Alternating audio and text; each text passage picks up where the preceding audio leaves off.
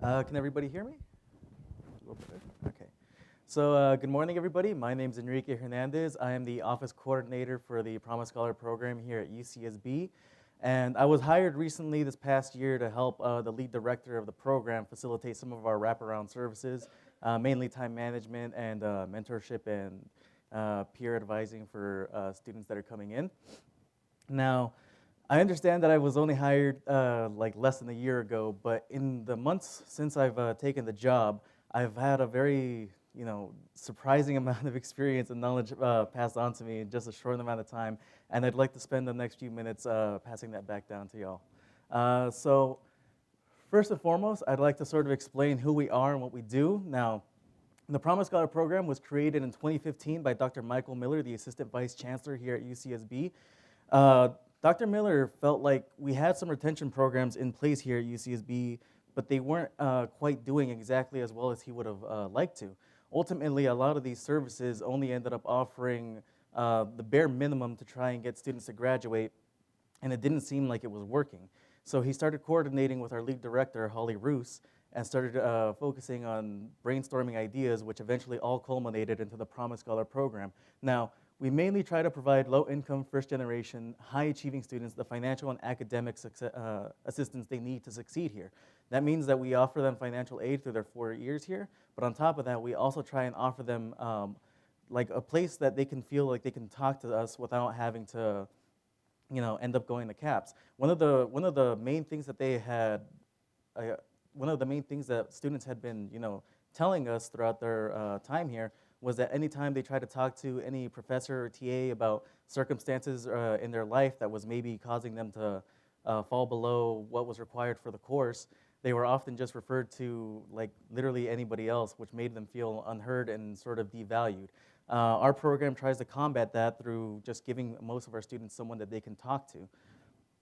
The objective, the short-term goal is just to get our students to graduate, but the long-term goal is to try and diversify the professoriate and the workforce as a whole as soon as they get their degrees and try to help them move, try and like help them with their plans for beyond college. Now, in 2015, little under half of admitted first-year undergrads were first generation. Now, UCSB exceeds the national average of first-generation students enrolled at 30%, and we also exceed the national average of students who are both first-generation and low income at 24%. Now, we also, this number is also pretty significant to us because we surpassed the enrollment of this demographic in comparison to other UCs. At the end of the day, though, we feel like these numbers are sort of meaningless because what does it mean to have one of the most diverse campuses and not actually do anything to try and change how the facilities are being utilized to help them? Now, to be eligible for our Promise Scholar program, you actually can't really apply. It's a very selective process, mainly due to us being a pilot program. We have a few criteria. Out of all the students who have already chosen UCSB as their university, we get rid of, from that pile of students, we choose only California residents. From there, we choose low income to extremely low income students. From there, we usually try to get them to be first generation, but that's ultimately not something that we strictly adhere to. And then the other thing is high achieving. They have to have been doing very well to get where they are now, but ultimately this is kind of redundant because UCSB, around 60% or the 32% of students that we enroll every year out of the 100,000 that apply come in with almost near 4.0 average. The other important aspect of that, though, is we also try to select students from underperforming high schools, schools that maybe didn't have the facilities necessary to challenge them academically. This is one of the main focuses actually because a lot of the students, come from these high schools and they're the first generation in their family to go to university. They have no idea what it's actually like to be in the college environment and to study at a collegiate level. A lot of these kids, around 60% of our students are actually come in as STEM majors in like bio, chemical engineering, they want to like go into med school and all this other like great stuff, but they're not ultimately prepared.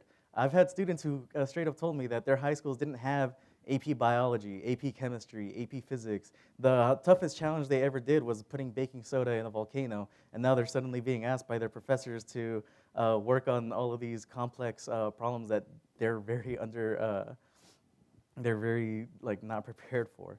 Um, but we also have a bit of our requirements. All the students that come in, we have a separate orientation designed specifically for our students. Every time they come in, we present them with some contracts that they have to sign in order to remain in our program. These are sort of just, these are things that we'd like them to adhere to in order to make them feel like we can hold them accountable for everything that they do here. The first thing they have to do is they may have to maintain a 2.75 GPA. That's a B- average. We feel like that's very fair. But we also understand that some students may struggle a little more than they expected and might fall below that in their first quarter here. So one of the ways, if a student falls below that 2.75, they're not like cut from the program and just booted out. We feel like that's actually counterintuitive to what we want to do. If a student falls below that 2.75, we have them come in for what we call mandatory time management. That's where they either meet with Holly or myself to basically, we give them an agenda. We put down their courses, their exams, their midterms, their essays. Sometimes we go even more in depth. We put down when they're waking up, what time are they going to bed? Are they getting enough sleep? What time are they eating? Are they eating enough? What activities are they involved with? When are they going to these activities? Are those activities, like their extracurriculars, somehow impeding their study time? When are they studying and how effective is it? We put all of these sort of questions down onto one agenda, and every single week these students will have to meet with us in order to basically hold them accountable. If you didn't go to something, why didn't you go to something? Did you oversleep? Did you not feel like going to class? Are you struggling more than you expected to? These are all things that we take into account and try to readjust so that way they have a schedule that's more attuned to what they're capable of. The second, and I know that sounds like a bit of a punishment that they have to be required to come in and meet with us, but a majority of the students that we have in our program that are on-time management are actually on-time management willingly. Something like, I want to say, a little over half are actually just meeting with us because they like to be held accountable, or maybe they just really like us as people. And then the second requirement we have that they have to follow is they have to have an adherence to all federal, state, and institutional deadlines for financial aid and remain Cal and Pell Grant eligible. This one's the simplest requirement they have to do. All they have to do is basically just fill out their FAFSAs on time and correctly. And they have to maintain the school's requirements for financial aid, which is a 2.0. And at the same time, like, we feel like this is pretty easy unless their parents somehow win the lottery or they suddenly become millionaires overnight through an app. They're very likely going to stay in the same financial aid bracket. So the third requirement we have is enrolling in program-specific design courses. Now, over the years, we've had students come up and tell us that they feel like they have that they don't belong here. Some of our students, they have like 4.0s in high school, and they come here and they get their first F ever in their life. And all of a sudden, their entire identity as a person and as a student like just shatters. They don't know if they deserve to be here. They don't know if this was a fluke. They don't know if they're meeting some quota to be here.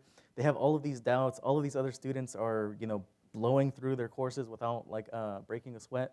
All of a sudden, they start having very low academic self-esteem, and they feel like they're alone. That there aren't anyone else. There's no one else there that's having the same issues that they are. One of the ways that we try to combat that is we have specific courses for our students. We have one program called INT 95. It's A through C, so there's 3 courses in that specific course. They're designed specifically for incoming freshman students, so that way we can have them integrate themselves into the Promise Scholar community. And sort of, and the second goal of that course is not only to be a community building like course, it's also designed to help students develop healthier study habits and figure out which resources they have available to them. Because oftentimes, the university here does have an abundance of very good resources and resource programs that are available, but ultimately, these kind of programs aren't very well advertised, and this program is designed to make sure that they're aware of everything that they can have available to them. There's also another one called ED 118, that one's specifically for transfer students. Basically does the exact same thing, but specifically for transfers. And then the final one, which is MCDB 11, that one is actually designed for our STEM students, the students that want to get into bio. And we feel like MCDB 11, well, we actually designed MCDB 11 to try and shorten the gap between our students and other students in the general undergrad. And then the final thing is participating in all surveys and tracking beyond college. Now, the surveys themselves, we give them at the end of each quarter.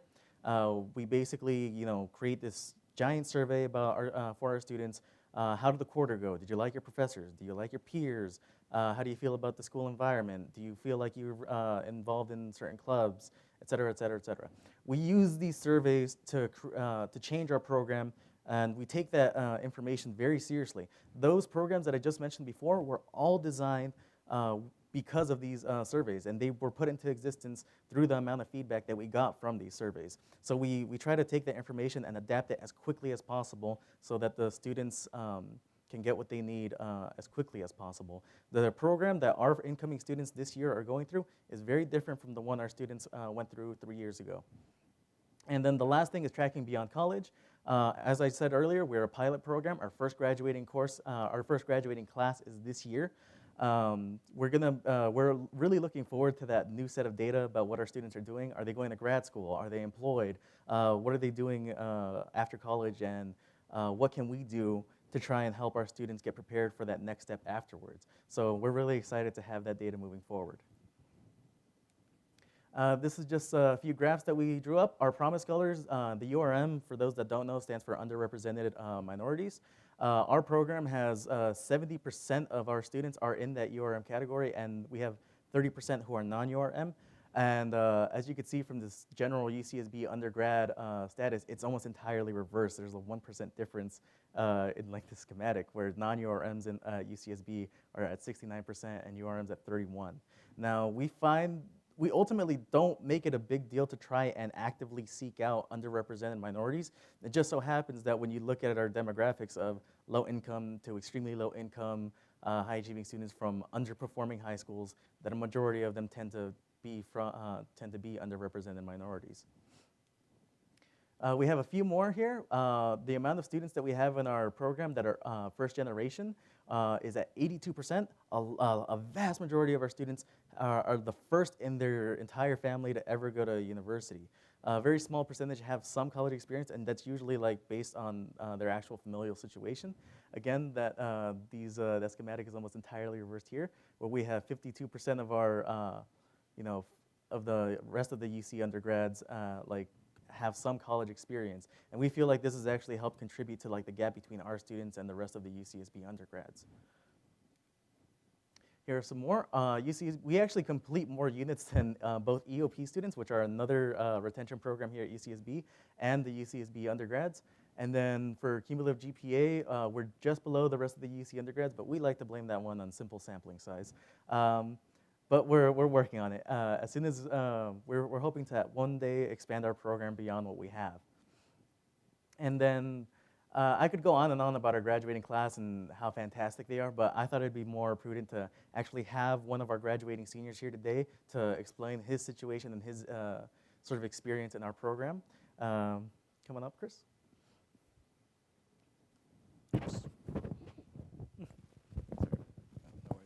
How's it going, everyone? Oops, sorry about that.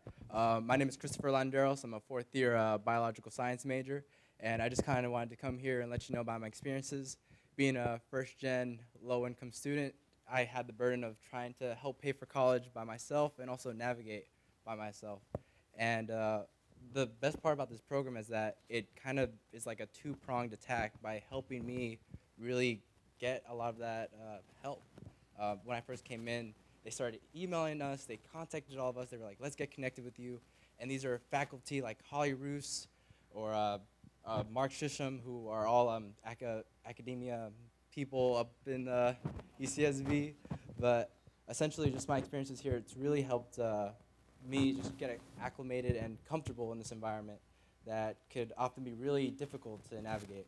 The best part about the scholarship is that it funds us for the whole 4 years, including our summers and including our study abroads. And that's very, hello. Sorry about that. That's very special because a lot of internships or a lot of research opportunities can offer you units, and those units are often, blocked by kind of like the paywall that is tuition. But because of the Promise Scholarship covering that, it's allowed us to really get to take advantage of those opportunities. And I just wanted to let you know about the benefits for me and other students. So I know we're short on time, so thank you so much, and we hope you check us out.